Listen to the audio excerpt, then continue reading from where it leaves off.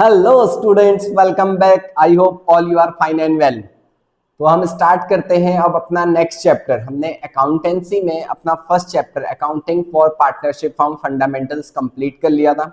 उसके सारे lectures uploaded हैं। अब आज हम स्टार्ट करते हैं बेटे चैप्टर नंबर सेकंड। थोड़ा सा आपको मैं बता दूं, जो हमारा चैप्टर नंबर सेकंड है उसका नेम है change in profit sharing ratio among existing partners, और जो थर्ड चैप्टर है that is admission of a new partner. हम इन दोनों चैप्टरों को साइमल्टेनियसली करेंगे, एक साथ करेंगे, ठीक है। कुछ टॉपिक हम हो सकता है कि सेकंड चैप्टर के कर रहे हो, कुछ टॉपिक हम हो सकता है कौन से चैप्टर के कर रहे हो, थर्ड, क्योंकि दोनों चैप्टर बिल्कुल सिमिलर हैं लगभग 90%। जो 10% थोड़ा चेंजेस है वो मैं आपको अलग से एक्सप्लेन कर दूंगा। हाँ, जैसे ही हम इन दो चैप्टर को कंप्लीट कर लेंगे आपको ये फील होगा कि हाँ, आपको दोनों चैप्टर बिल्कुल अच्छे से आ गए, कोई भी ऐसा टॉपिक नहीं है जो आपको नहीं आता है। तो स्टार्ट करते हैं आज जो हम स्टार्ट करने वाले हैं अपने नेक्स्ट चैप्टर में।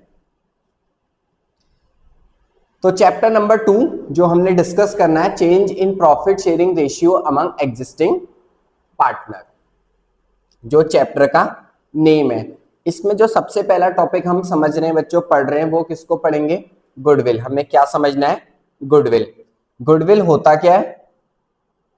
गुडविल को कैलकुलेट क्यों किया जाता है? गुडविल को कैलकुलेट करने के कितने मेथड हैं? कौन सी गुडविल रिकॉर्ड की जाती है, कौन सी गुडविल रिकॉर्ड नहीं की जाती, हम सब वन बाय वन डिस्कस करेंगे। गुडविल बेसिकली, गुडविल का मतलब होता है बच्चों name of the business. Goodwill का मतलब क्या होता है? Name of the business. Reputation क्या होता है?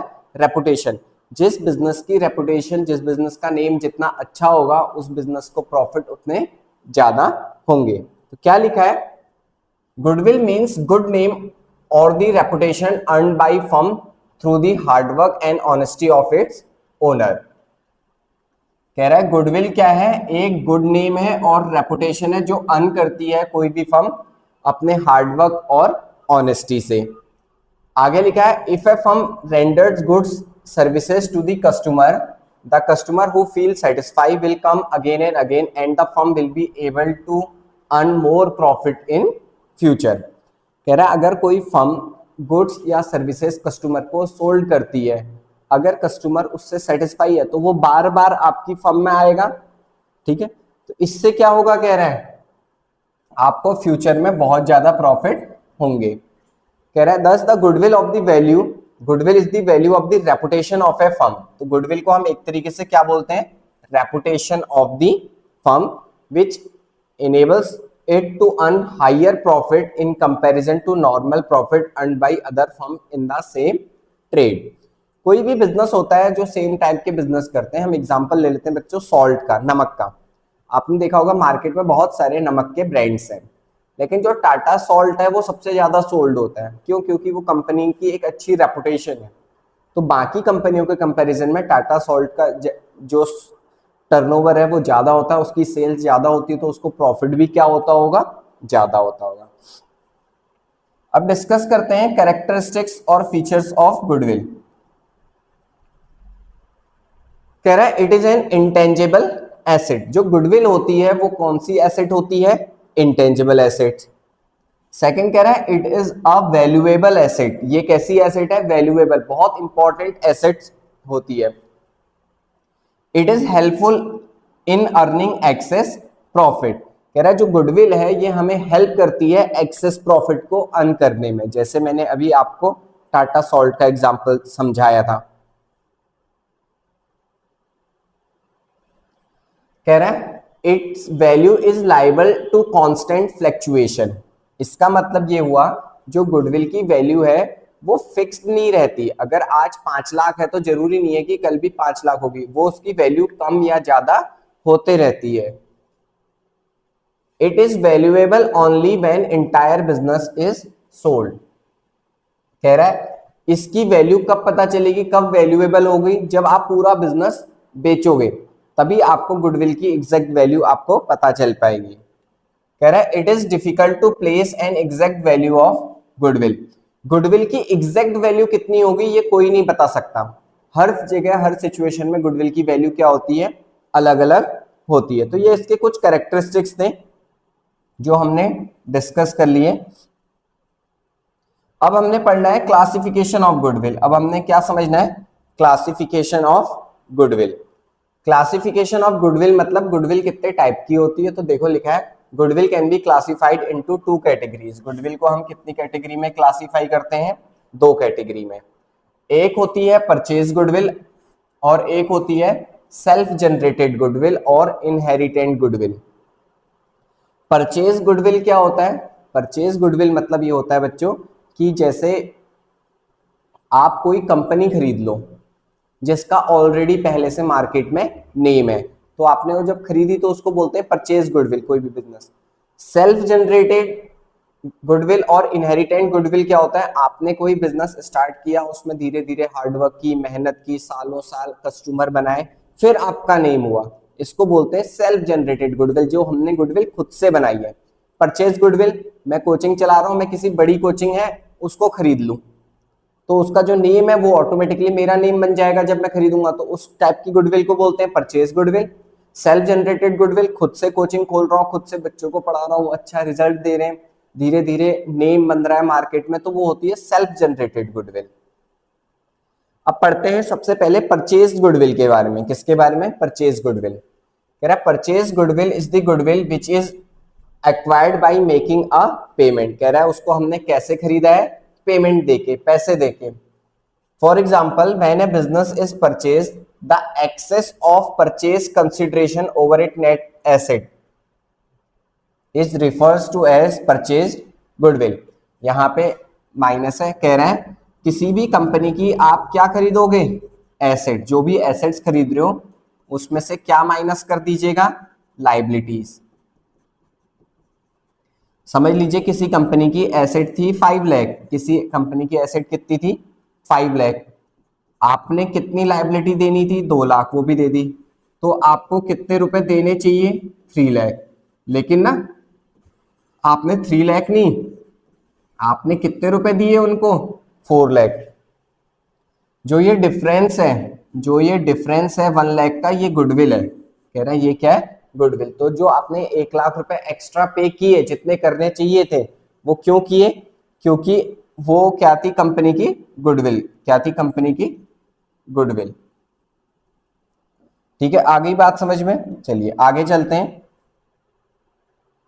कह रहे the following are the important features of purchase of goodwill.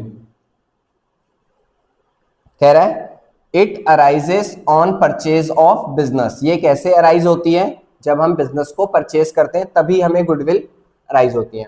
It is recorded in the books of account because consideration is paid for it.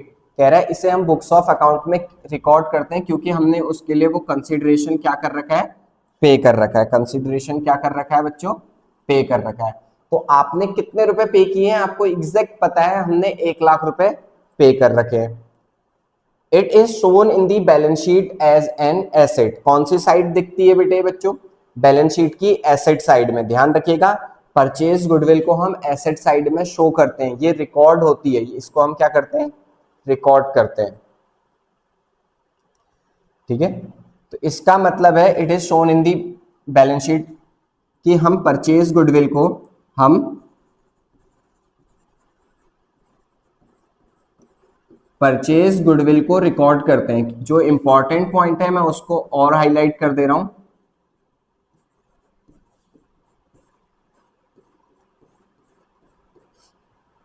ठीक है, परचेज गुडविल को record करते हैं।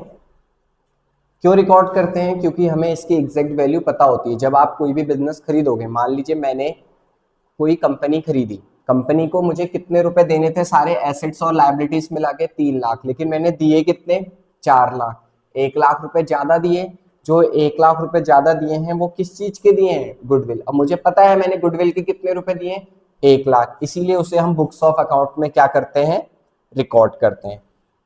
दूसरे टाइप की गुडविल होती है बच्चों, वो होती है सेल्फ जनरेटेड गुडविल। वो होती है self generated goodwill or inherited goodwill. It is internally generated goodwill which arises from a number of characteristics or attributes which an ongoing business process. कह रहा था following are the important features of self generated goodwill. पहले तो ये समझिए, जो self generated goodwill होती है वो हार्डवर्क, ईयर्स ऑफ हार्डवर्क, आप अच्छी क्वालिटी दे रहे हैं, क्वांटिटी, तभी होती है. तभी वो कह रहा है बहुत सारे करेक्टरिस्टिक्स और एट्रीब्यूट्स होते हैं जो पोजेस करते हैं सेल्फ जनरेटेड गुडविल को कैलकुलेट करने में. कह रहा है the following are the important features of self generated goodwill. Self generated goodwill के कुछ पॉइंट हैं. It is internally generated over a long period of time. ये इंटरनली जनरेटेड होती है और इसमें बहुत समय लगता है. दूसरा, a true cost can not be placed. ध्यान से देखिएगा, a true cost can not be placed. इसकी हम ट्रू वैल्यू नहीं निकाल सकते. जैसे परचेज गुडविल में मैंने 1 लाख रुपए एग्जाम्पल दिया था, वहां पे हमें पता है, लेकिन यहां पे हम इसकी ट्रू वैल्यू कैलकुलेट नहीं कर सकते. It's valuation depends on the subjective judgement of the valuer. इसकी वैल्यू किस पे डिपेंड होती है? जो भी गुडविल वैल्यूअर होता है, जो खरीद रहा है या बेच रहा है, उनकी वैल्यू पे वो डिपेंड करता है. As per accounting standard 26, Indian accounting standard 38, ये कौन सी एसेट होती है? Intangible asset. और ध्यान दीजिएगा, it is not recorded in the books of account. जो सेल्फ जनरेटेड गुडविल या इनहेरिटेड गुडविल होती है उसे हम बुक्स ऑफ अकाउंट में रिकॉर्ड नहीं करते हैं. Because consideration in money or money's worth has not been paid for it. क्योंकि वो जो गुडविल है ना, वो हमने खुद से बनाई है, उसके लिए हमने किसी को पैसा नहीं दिया है. जब तक पैसा दिया नहीं है तो हम उसको बुक्स ऑफ अकाउंट में रिकॉर्ड नहीं कर सकते. अब आगे जो हमने समझना है वो समझना है methods of valuation of goodwill. Goodwill को वैल्यू करने के कितने मेथड्स हैं? कह रहा है it is very difficult to assess the value of goodwill as it is an intangible asset. कह रहा है गुडविल की वैल्यू को कैलकुलेट करना कोई इजी काम नहीं है, क्योंकि वो इंटेंजिबल एसेट है. ना ही आप उसे देख सकते हो, ना ही आप उसे टच कर सकते हैं. In case of sale of business, its value depend on the mutual agreement between the seller and the purchaser of the business. Usually there are 3 methods of valuing goodwill. कह रहा है गुडविल को calculate करने के कितने method होते हैं? 3. एक होता है एवरेज प्रॉफिट मेथड, दूसरा होता है सुपर प्रॉफिट मेथड, और तीसरा होता है कैपिटलाइजेशन मेथड. तीसरा कौन सा मेथड होता है बच्चों? Capitalisation method. तो गुडविल को हम 3 मेथड से कैलकुलेट करते हैं. अब उन बच्चों के लिए इंपॉर्टेंट है जिन्हें न्यूमेरिकली, थ्योरेटिकली में इतना थ्योरी क्यों पढ़ाई? क्योंकि 1-2 मार्क्स के क्वेश्चंस एमसीक्यूज में कुछ पूछ लेता है. अब जो हमारे न्यूमेरिकल के पॉइंट ऑफ व्यू से है वो यहां से इंपॉर्टेंट है. वो क्या है? यहां से इंपॉर्टेंट है. सबसे पहले हम क्या डिस्कस करेंगे? Average profit method. तो एवरेज प्रॉफिट मेथड से हमें क्या कैलकुलेट करनी है? गुडविल. एवरेज प्रॉफिट मेथड से हमें क्या कैलकुलेट करनी है बच्चों? गुडविल. अब वो जो गुडविल हम कैलकुलेट करेंगे, अब जो हम वो गुडविल कैलकुलेट करेंगे उसका फॉर्मूला होता है average profit multiply by number of years purchase.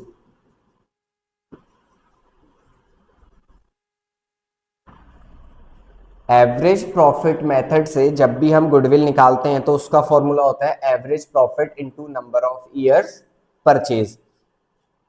अब हमें कैलकुलेट क्या करना होता है? Average profit. हमें कैलकुलेट क्या करना होता है? Average profit. जो ये नंबर ऑफ ईयर परचेज है, ये जो नंबर ऑफ ईयर परचेज है, just a minute,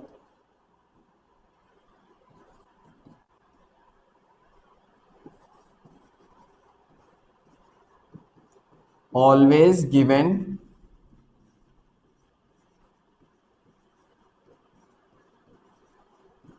in the question.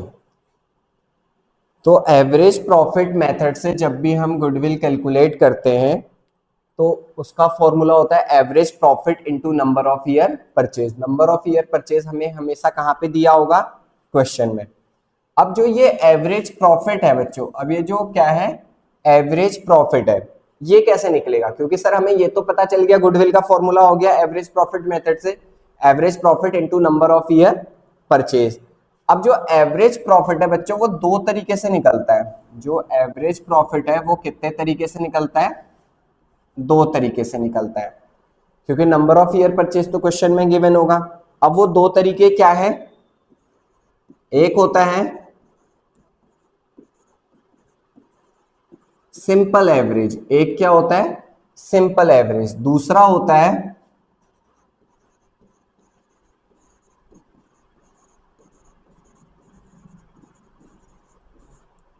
Weighted average. ठीक है, तो एवरेज प्रॉफिट मेथड को हम दो तरीके से कैलकुलेट करते हैं एवरेज प्रॉफिट को, एक सिंपल एवरेज और दूसरा वेटेज एवरेज। सिंपल एवरेज क्या होता है, सिंपल एवरेज में आपको ईयर और प्रॉफिट क्वेश्चन में गिवन होता है। ठीक है, एक एग्जांपल से हम अभी इसी को समझ ले रहे हैं। ठीक है, एक एग्जांपल से हम इसको बात को समझ लें। मान लीजिए हमें ईयर दिए हैं 2021, 2022, 2023 और 2024। हमें ये 4 साल दे रखे हैं और इन 4 सालों का कुछ ना कुछ क्या भी गिवन होगा, प्रॉफिट। ये सारी चीजें क्वेश्चन में ही गिवन होती हैं। लेट सपोज 20,000, 40,000, 50,000 और 60,000। 20,000, 40,000, 50,000, 60,000 ये आपको प्रॉफिट दे रखे हैं। तो बच्चों बताइए आप मुझे कि प्रॉफिट, अभी तक अगर आपसे कोई कहता कि एवरेज कैलकुलेट कीजिए, तो आप कैसे एवरेज कैलकुलेट करते हैं? जो आपको तरीका आता है वही होता है। अब हमें क्या करना है, एवरेज निकालना है। हमें क्या निकालना है, एवरेज। तो हम एवरेज निकालेंगे तो ये जो भी अमाउंट है इनका क्या कर देंगे, टोटल। ठीक है, ये जो भी अमाउंट है इसका हम क्या कर लेंगे, टोटल। तो वो टोटल करके कितना आ गया, 1,70,000। वो टोटल करके कितना आ गया, 1,70,000। अब इस 1,70,000 को हम नंबर ऑफ ईयर्स, कितने ईयर है, 1 2 3 4 से क्या कर देंगे, डिवाइड। जब हम इसको 4 से डिवाइड करेंगे और सॉल्व करेंगे तो हमारा आंसर कितना आ जाएगा, 42,500। तो ये होता है बच्चों सिंपल एवरेज कैलकुलेट करने का तरीका। सिंपल एवरेज में कुछ भी अलग नहीं करना होता है, जितने ईयर के प्रॉफिट्स दिए हैं उनको आपस में प्लस कर लीजिए, फिर देखिए कितने ईयर के हैं, 1 2 3 4, उतने से उसको क्या कर दीजिए, डिवाइड कर दीजिए, उतने से उसको डिवाइड कर दीजिए, आपका आंसर आ जाएगा। तो क्वेश्चन में जब भी गुडविल निकालने को कहता है, ये बताता है कि आपको कौन से मेथड से करना है, वो कहेगा एवरेज प्रॉफिट मेथड। तो गुडविल का फॉर्मूला हो जाता है average profit into number of year purchase. अब क्या है, नंबर ऑफ ईयर परचेज तो हमेशा कहां पे गिवन होगा, क्वेश्चन में। दिक्कत आती है किस चीज के लिए, एवरेज प्रॉफिट। अब एवरेज प्रॉफिट को दो तरीके से निकालते हैं, एक सिंपल एवरेज और दूसरा वेटेज एवरेज। तो सिंपल एवरेज निकल गया, कैसे निकालते हैं, जितने भी ईयर के प्रॉफिट दिए होंगे उनको आपस में प्लस करेंगे और डिवाइड कर देंगे नंबर ऑफ ईयर से, जैसा आज तक आपने एवरेज निकालने में सीखा है, बिल्कुल सेम। अब मेरी वैल्यू आ गई 42,500। अब मेरी वैल्यू आ गई 42,500। इस 42,500 को हम अब एवरेज प्रॉफिट की प्लेस पे क्या कर देंगे, पुट कर देंगे। ठीक है, अब इस एवरेज प्रॉफिट को हम कहां पे पुट कर देंगे, यहाँ पे। अब मेरा आंसर आया है 42,500। नंबर ऑफ ईयर परचेज कहां पे गिवन होगा, क्वेश्चन में। तो इसीलिए अभी हम सिर्फ 1 लिख ले रहे हैं इसको समझने के लिए कि 1 दिया है बुक में, फिर बाकी जब क्वेश्चन करेंगे तो समझ जाएंगे। तो बताओ मेरा आंसर कितना आ जाएगा, 42,500। तो जब हमने सिंपल एवरेज से गुडविल निकाला तो वो कितना आ गया, 42,500।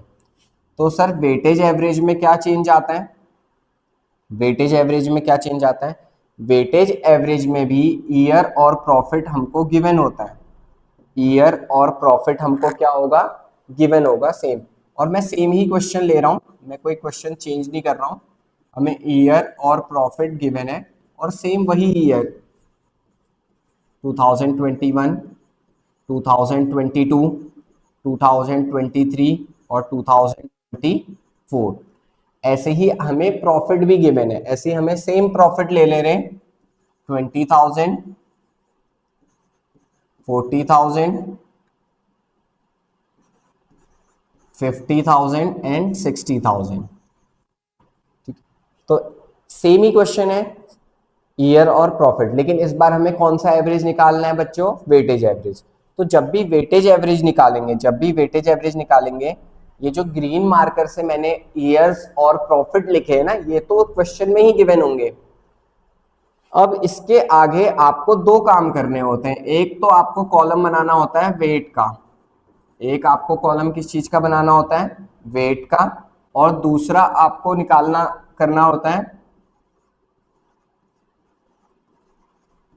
Weight into profit.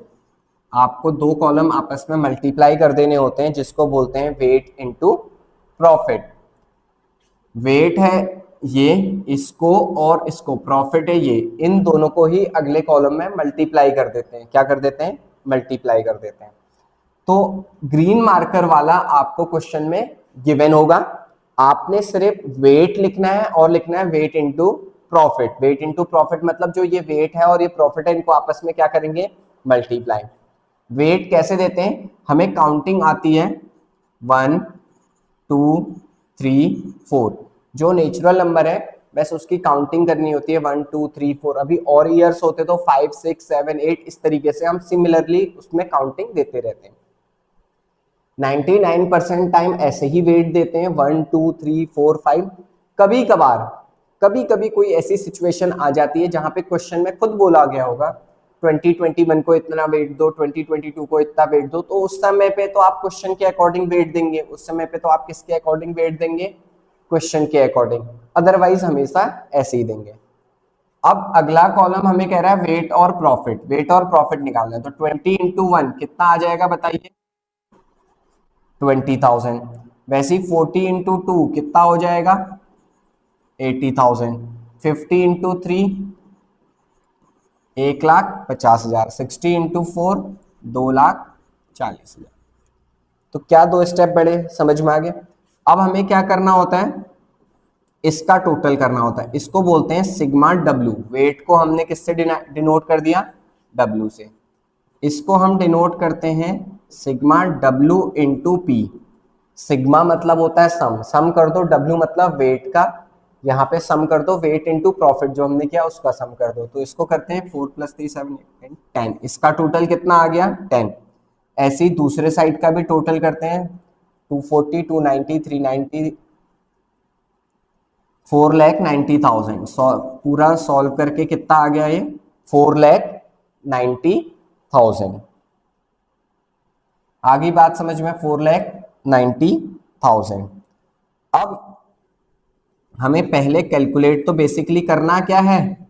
एवरेज। जब एवरेज कैलकुलेट करते हैं तो इस बार फॉर्मूला हो जाता है sigma W into P upon sigma W. Sigma W into P कितना है? 4,90,000।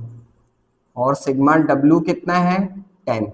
एक जीरो से एक जीरो कैंसिल हुआ, तो इस बार एवरेज कितना आ गया? 49,000। तो ध्यान से देखिएगा, सिंपल एवरेज से मेरा एवरेज आया था 42,500 और वेटेज एवरेज से मेरा एवरेज आया है 49,000। तो अब अगर मुझे वेटेज एवरेज से यही क्वेश्चन सॉल्व करना होता, कौन सी एवरेज से सॉल्व करना होता? वेटेज एवरेज से अगर मुझे यही क्वेश्चन सॉल्व करना होता, तो इस बार मैं उसकी वैल्यू क्या पुट करता? 49,000। नंबर ऑफ ईयर परचेज हमने 1 माना था, तो कितना आ जाता आंसर? 49,000। आ गई बात समझ में? तो बस गेम होता है इसमें एवरेज प्रॉफिट का, और एवरेज प्रॉफिट दो तरीके से निकलता है, सिंपल एवरेज और वेटेज एवरेज। तो आपको मैंने समझा दिया सिंपल एवरेज कैसे निकलता है और वेटेज एवरेज कैसे निकलता है। आ गई बात समझ में? चलिए, अब जब भी आप सिंपल एवरेज और वेटेज एवरेज से बच्चों क्वेश्चन करोगे, जो हमारा आंसर है, जो हमारा क्या होगा? आंसर होगा वो डिफरेंट आएगा। जैसे इसीलिए मैंने इस क्वेश्चन को समझाया। यहाँ पे एवरेज था 42,500, यहाँ पे एवरेज है 49,000, तो इसीलिए आंसर क्या आया, अलग अलग। ये भी 1 नंबर में हमें याद रखना होता है कि इन दोनों मेथड से आंसर क्या आता है, अलग आता है। बस अब आप ये ध्यान दीजिएगा जब भी क्वेश्चन करेंगे कि एवरेज प्रॉफिट उसने कौन से मेथड से बोला है, वेटेज एवरेज से बोला है या सिंपल एवरेज से बोला है। क्लियर होगी बात? तो हमने ये समझ लिया सिंपल एवरेज। अब चलते हैं आगे अगले मेथड की तरफ, अब चलते हैं आगे अगले मेथड की तरफ, that is super profit method. अब हमें गुडविल कैलकुलेट करना सीखना है, कौन से मेथड से, सुपर प्रॉफिट मेथड से। जब हम सुपर प्रॉफिट मेथड से गुडविल कैलकुलेट करते हैं तो गुडविल का आंसर हमें 3 स्टेप्स में मिलेगा। कितने स्टेप्स में मिलेगा? 3 स्टेप में मिलेगा। सबसे पहले कैलकुलेशन ऑफ नॉर्मल प्रॉफिट, हमें सबसे पहले क्या कैलकुलेट करना होता है, नॉर्मल प्रॉफिट।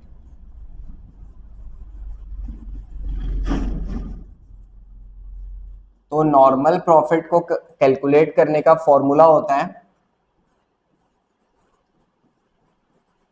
कैपिटल एम्प्लॉयड, या इसको हमें इन्वेस्टेड भी लिख के मिलेगा, कैपिटल एम्प्लॉयड या capital invested multiply by normal rate of return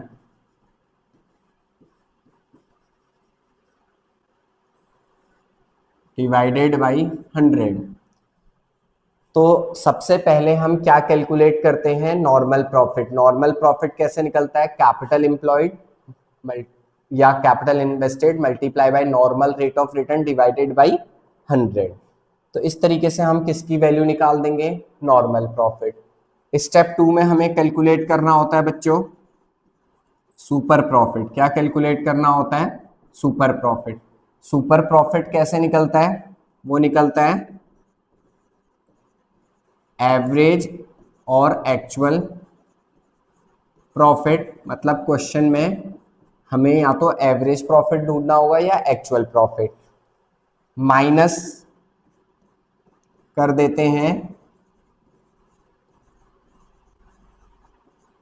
normal profit. क्या माइनस कर देंगे, normal profit.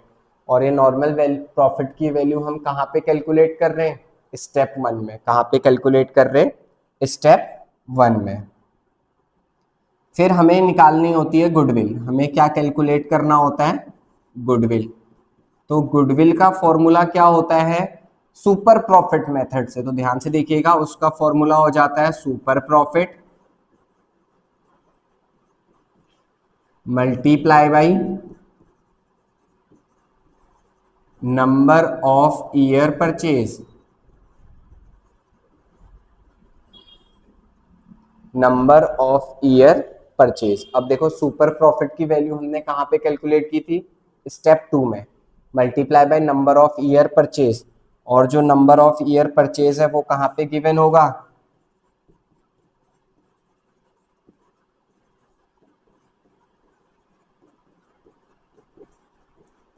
Always given in the question. हमेशा कहां पे गिवन होगा, क्वेश्चन में।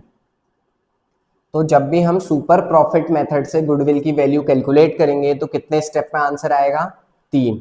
Step 1 calculation of normal profit. कैसे निकलेगा, कैपिटल एम्प्लॉयड या capital invested multiply by normal rate of return divided by 100। Calculation of super profit, super profit average या actual profit minus normal profit. और step 3 होता है goodwill, super profit into number of year purchase. आगे बात समझ में, super profit into number of year purchase. चलिए अब एक एग्जांपल करते हैं, ठीक है। एक एग्जांपल क्वेश्चन करते हैं जिससे हमें इसमें वैल्यू पुट करने समझ में आ जाए, इसमें वैल्यू क्या करना आ जाए, पुट करना समझ में आ जाए। Calculate goodwill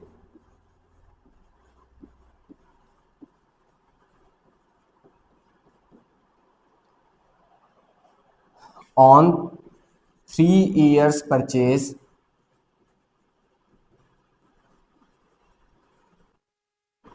of super profit.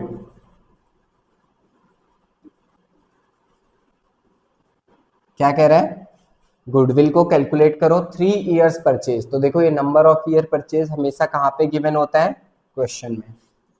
आपको क्वेश्चन में गिवन है कैपिटल एम्प्लॉयड, आपको क्वेश्चन में क्या गिवन है, कैपिटल एम्प्लॉयड, वो है 1 लाख। कितने रुपए गिवन है, 1 लाख। आपको और क्वेश्चन में गिवन है एक्चुअल प्रॉफिट, और क्या दे रखा है आपको क्वेश्चन में, एक्चुअल प्रॉफिट, वो गिवन है 16,000।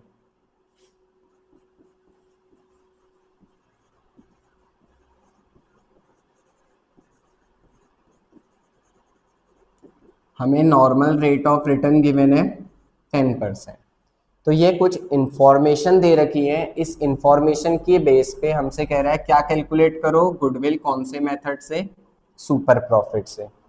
अब सुपर प्रॉफिट से जब भी गुडविल कैलकुलेट करनी होती है तो स्टेप 1 क्या होता है हमारा, सबसे पहले स्टेप 1 होता है क्या कैलकुलेट करो, नॉर्मल प्रॉफिट। नॉर्मल प्रॉफिट कैसे निकलेगा, कैपिटल एम्प्लॉयड। अब देखो क्वेश्चन में कैपिटल एम्प्लॉयड कितना गिवन है, 1 लाख, और नॉर्मल रेट ऑफ रिटर्न कितनी गिवन है, 10%। तो देखिए आपको बस क्वेश्चन में से ये चीजें ढूंढनी है। कैपिटल एम्प्लॉयड गिवन है 1 lakh, normal rate of return कितना गिवन है, 10% अपॉन 100। एक जीरो से एक जीरो कैंसिल, एक जीरो से एक जीरो कैंसिल, तो हमारा नॉर्मल प्रॉफिट कितना आ गया, 10,000। हमारा नॉर्मल प्रॉफिट कितना आ गया, 10,000। अब नॉर्मल प्रॉफिट निकल गया तो अब क्या कैलकुलेट करेंगे, सुपर प्रॉफिट। सुपर प्रॉफिट कैसे निकलता है, एवरेज प्रॉफिट। सुपर प्रॉफिट कैसे निकलता है, एवरेज प्रॉफिट। देखो एवरेज या एक्चुअल कुछ भी दिया होगा, वो हमें क्वेश्चन में गिवन है 16,000, वो हमें क्वेश्चन में कितना गिवन है, 16,000 माइनस कर देते हैं नॉर्मल प्रॉफिट। नॉर्मल प्रॉफिट अभी हमने स्टेप 1 में निकाला, नॉर्मल प्रॉफिट हमने स्टेप 1 में निकाला कितना, 10,000। तो 16,000 में से 10,000 माइनस करेंगे तो कितना आंसर आएगा, 6,000। फिर स्टेप 3, अब क्या निकालेंगे, गुडविल। सुपर प्रॉफिट, देखो सुपर प्रॉफिट की वैल्यू कितनी आई है, 6,000 multiply by number of year purchase. Number of year purchase given है, calculate goodwill on 3 years purchase, तो ये वैल्यू दी है, यही है नंबर ऑफ ईयर परचेज। कितने से मल्टीप्लाई कर दे, 3 से, तो कितना आंसर आ जाएगा हमारा, 18,000। कितना आंसर आ जाएगा बच्चों, 18,000। आ गई बात समझ में। अब चलते हैं अगले मेथड की तरफ, दैट इज कैपिटलाइजेशन मेथड। अगला कौन सा मेथड है, कैपिटलाइजेशन मेथड। ठीक है, कैपिटलाइजेशन मेथड कह रहा है under this method goodwill can be calculated in 2 ways. Capitalisation method में गुडविल को हम 2 तरीके से कैलकुलेट करेंगे। फर्स्ट है by capitalising the average profit और by capitalising the super profit. एक एवरेज प्रॉफिट की हेल्प से, दूसरा सुपर प्रॉफिट की हेल्प से। तो पहला कह रहा है capitalisation of average profit method. हमें पहले जो गुडविल कैलकुलेट करनी है वो कौन से मेथड से करनी है, कैपिटलाइजेशन मेथड के।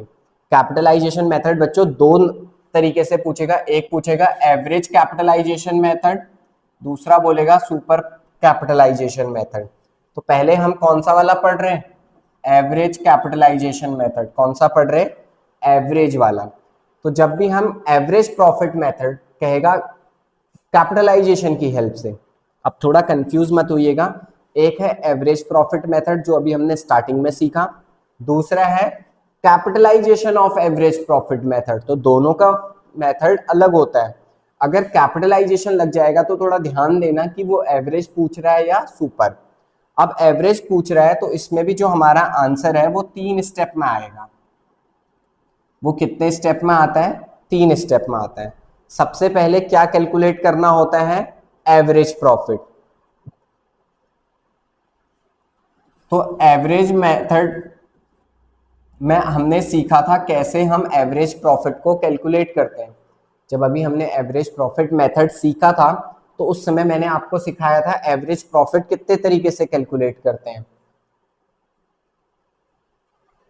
तो एवरेज प्रॉफिट को हम 2 तरीके से कैलकुलेट करते हैं, सिंपल एवरेज और वेटेज एवरेज। इसीलिए मैं अभी यहाँ पे लिख रहा हूँ सेम एज एबव, इसीलिए मैं यहाँ पे लिख रहा हूँ सेम एज फर्स्ट मेथड, कि एवरेज कैसे कैलकुलेट करेंगे, सेम एज फर्स्ट मेथड। अगर वो सिंपल एवरेज बोल रहा होगा तो आप अमाउंट को प्लस करेंगे, डिवाइड कर देंगे नंबर ऑफ ईयर से, और वेटेज एवरेज बोल रहा होगा तो वेटेज एवरेज से कैलकुलेट कर लेंगे। क्लियर हो गया। फिर निकालते हैं नॉर्मल वैल्यू ऑफ बिजनेस। क्या कैलकुलेट करना होता है स्टेप 2 में,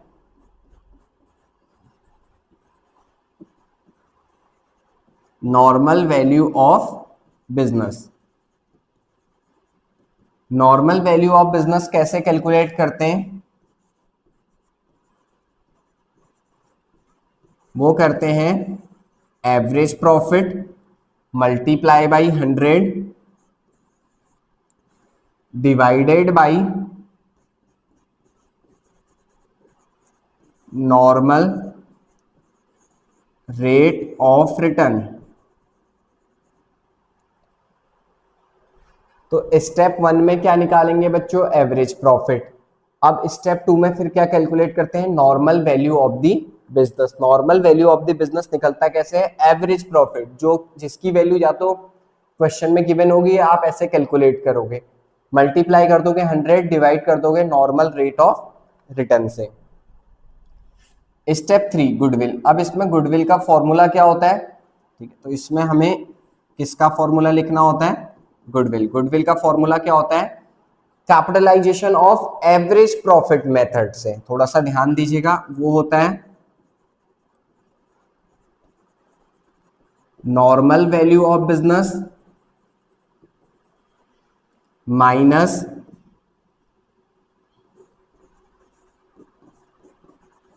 capital employed.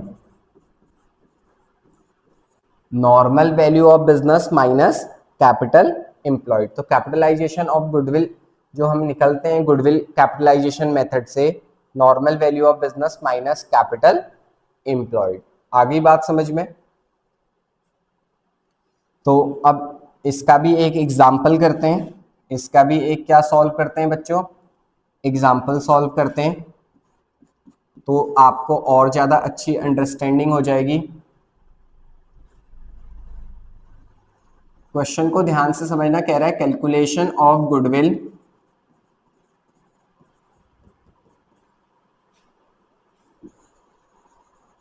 From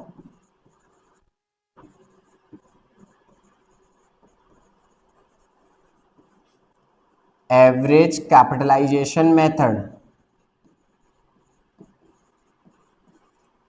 average capitalisation method, calculation of goodwill from average capitalisation method. आपको कुछ इंफॉर्मेशन दे रखी है, जैसे कि कैपिटल एम्प्लॉयड,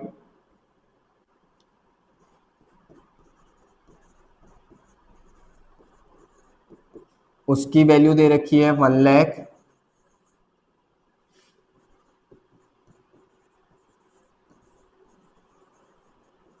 एक्चुअल प्रॉफिट, उसकी वैल्यू दे रखी है 16,000।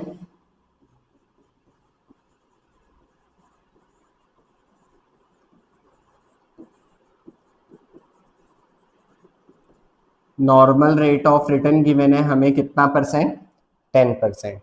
अब ध्यान से देखो यहाँ पे क्या लिखा है, एवरेज कैपिटलाइजेशन मेथड। तो एवरेज कैपिटलाइजेशन मेथड जो अभी ऊपर समझाया, स्टेप 1, स्टेप 1 में हमें क्या कैलकुलेट करना होता है, एवरेज प्रॉफिट। लेकिन अगर आप ध्यान से देखेंगे एवरेज प्रॉफिट आपको क्वेश्चन में गिवन है, एवरेज प्रॉफिट आपको क्वेश्चन में गिवन है,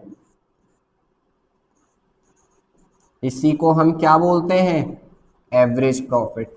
तो जो वैल्यू आपको गिवन है फिर आपको वो वैल्यू कैलकुलेट करने की जरूरत नहीं है, ठीक है। चलो स्टेप 1 तो हमें एवरेज प्रॉफिट गिवन है कितना, 16,000।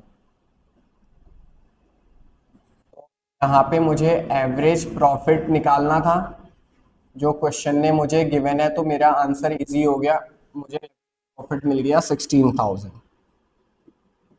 अब बताइए स्टेप 2 में क्या कैलकुलेट करते हैं, नॉर्मल वैल्यू ऑफ बिजनेस। वो कैसे निकलता है, एवरेज प्रॉफिट, और एवरेज प्रॉफिट कितना था हमारा 16,000 जो क्वेश्चन में गिवन था, multiply by 100 divided by normal rate of return. अब देखिए नॉर्मल रेट ऑफ रिटर्न कितना दे रखा है क्वेश्चन में, 10%। कितना दे रखा है, 10%, तो 10 आ जाएगा। जीरो से जीरो कैंसिल, 16,000 इंटू 10 करेंगे तो कितना आंसर आ जाएगा, 1,60,000। अब स्टेप 3 गुडविल, क्या कैलकुलेट करेंगे, गुडविल। गुडविल कह रहा है normal value of the business. Normal value of the business हमने स्टेप 2 में निकाला, कितना आया, 1,60,000। माइनस क्या कर देंगे उसमें से, कैपिटल एम्प्लॉयड। कैपिटल एम्प्लॉयड कितना दे रखा है, 1,00,000। तो 1,60,000 में से 1,00,000 माइनस कर दिया तो मेरा आंसर कितना आएगा, 60,000। कितना आ गया, 60,000। तो आई बात समझ में। अब एक मेथड और रह गया है, एक मेथड और रह गया है, उसको भी हम कंप्लीट कर लेते हैं। वो है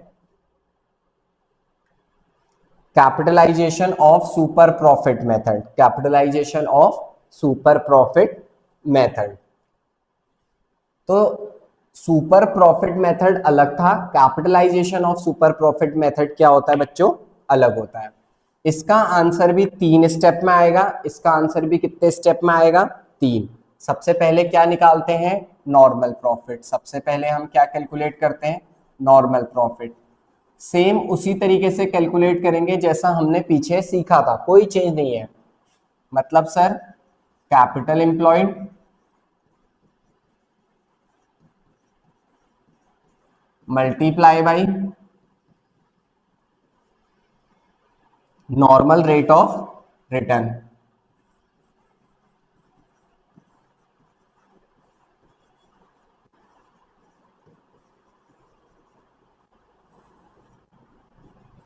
डिवाइडेड बाई 100। जैसे सुपर प्रॉफिट में स्टेप 1 नॉर्मल प्रॉफिट था, वैसे ही कैपिटलाइजेशन ऑफ सुपर प्रॉफिट में भी नॉर्मल प्रॉफिट निकालेंगे सेम तरीके से। स्टेप 2 क्या है, सुपर प्रॉफिट। ये भी बिल्कुल सेम है जैसा हमने सुपर प्रॉफिट मेथड में सीखा था। सुपर प्रॉफिट कैसे निकालते हैं, हमने सीखा था एवरेज प्रॉफिट माइनस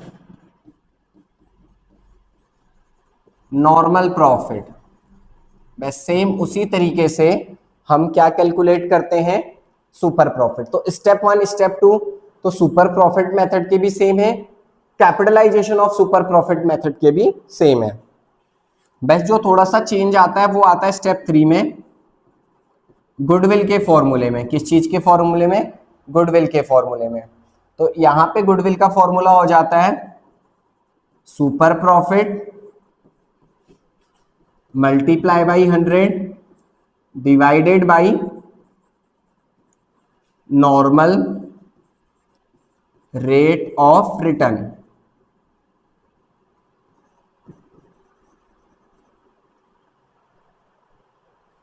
क्या हो जाता है, super profit into 100 upon normal rate of return. तो बस इतना सा फर्क है। वहां पे गुडविल का फॉर्मूला क्या था, ठीक है, वहां पे बच्चों गुडविल का फॉर्मूला क्या था, super profit into number of year purchase. बाकी स्टेप 1 स्टेप 2 बिल्कुल सेम थे। यहां पे क्या हो गया, यहां पे हो गया super profit into 100 upon normal rate of return. बस इतना सा ध्यान रखना है हमने, दैट्स इट। अब इसका भी एक एग्जाम्पल करते हैं, ठीक है। तो जो सेम क्वेश्चन हमने यहाँ पे लिया था, ये वाला, अब इसकी जगह हम एवरेज की जगह, ठीक है, ये एवरेज की जगह हम बोल रहे हैं कि ये क्वेश्चन सेम कौन से मेथड से सॉल्व करना है, सुपर कैपिटलाइजेशन मेथड से सॉल्व करना है। कौन से मेथड से करना है, सुपर कैपिटलाइजेशन मेथड से करना है। ठीक है, तो करते हैं स्टेप 1। स्टेप 1 में नॉर्मल प्रॉफिट निकालते हैं, वो कैसे निकलता है, कैपिटल एम्प्लॉयड। जो क्वेश्चन में हमें कितना दे रखा है, चेक कीजिए, कैपिटल एम्प्लॉयड कितना दे रखा है, 1,00,000 multiply by normal rate of return था 10% अपॉन 100। जीरो से जीरो कैंसिल, जीरो से जीरो कैंसिल, तो नॉर्मल प्रॉफिट मेरा कितना आ गया, 10,000। अब स्टेप 2 में क्या कैलकुलेट करते हैं, सुपर प्रॉफिट। वो निकलता है average profit minus normal profit. अब देखो एवरेज प्रॉफिट कितना दे रखा है, एवरेज प्रॉफिट दे रखा है 16,000। एवरेज प्रॉफिट कितना दे रखा है, 16,000। उसमें से नॉर्मल प्रॉफिट माइनस कर लीजिए, दैट इज 10,000, तो कितना आंसर आएगा? 6,000। अब हमें सुपर प्रॉफिट निकालना है, सुपर गुडविल निकालना है, तो वो कैसे निकलता है? सुपर प्रॉफिट जिसकी वैल्यू कितनी थी? 6,000, जिसकी वैल्यू कितनी थी? 6,000 multiply by 100 divided by normal rate of return. Normal rate of return question में कितना दे रखा है? 10। एक जीरो से एक जीरो कटेंगे, 6,000 को 10 से मल्टीप्लाई करेंगे तो मेरा कितना आंसर आ जाएगा? 60,000। मेरा कितना आंसर आ जाएगा बच्चों? 60,000। तो देखिएगा यहाँ भी आंसर 60,000 है और यहाँ पे भी आंसर कितना है? 60,000। तो क्या सीखा हमने? हमने ये सीखा, जब हम कैपिटलाइजेशन मेथड से, चाहे वो एवरेज प्रॉफिट मेथड से चाहे वो सुपर प्रॉफिट मेथड से क्वेश्चन सॉल्व करेंगे, तो जो हमारे आंसर है वो आएगा सेम आएगा। वो आंसर क्या आएगा? सेम आएगा। तो स्टूडेंट्स यहाँ पे मैंने आपके साथ डिस्कस कर लिए तीनों मेथड, स्टेप बाय स्टेप। मैंने बहुत ज्यादा फोकस किया कि आपको स्टेप सिखाऊं जिससे आपको क्वेश्चन करने में कोई टफ ना हो और हर एक क्वेश्चन के एक एक एग्जांपल्स भी आपको समझाएं। अब हम बुक से क्वेश्चन करेंगे, आप लोग भी बुक से क्वेश्चन करना, इनके नोट्स बना लीजिए। देखिएगा स्टेप 1 नॉर्मल प्रॉफिट निकालना है तो उसको फाइंड कीजिएगा कि नॉर्मल प्रॉफिट निकालने के लिए हमें कैपिटल एम्प्लॉयड और नॉर्मल रेट ऑफ रिटर्न चाहिए होता है, तो वो क्वेश्चन में मिलेगा। इस तरीके से क्वेश्चन की प्रैक्टिस करना। अगले लेक्चर में हम अगला चैप्टर लेके, अगला टॉपिक लेके आएंगे, ठीक है? नेक्स्ट लेक्चर में अगला टॉपिक लेके आएंगे और उसमें कोशिश करूंगा कि प्रॉपर क्वेश्चंस की थोड़ा प्रैक्टिस भी कराऊं। ठीक हो गया? तब तक के लिए आप वीडियो को लाइक कीजिए, कमेंट कीजिए, सब्सक्राइब कीजिए। नए हैं तो बिल्कुल वीडियो को सब्सक्राइब कीजिए और अपने फ्रेंड्स में भी शेयर कीजिए। तो मिलते हैं आपसे बहुत जल्दी ही, तब तक के लिए थैंक यू सो मच।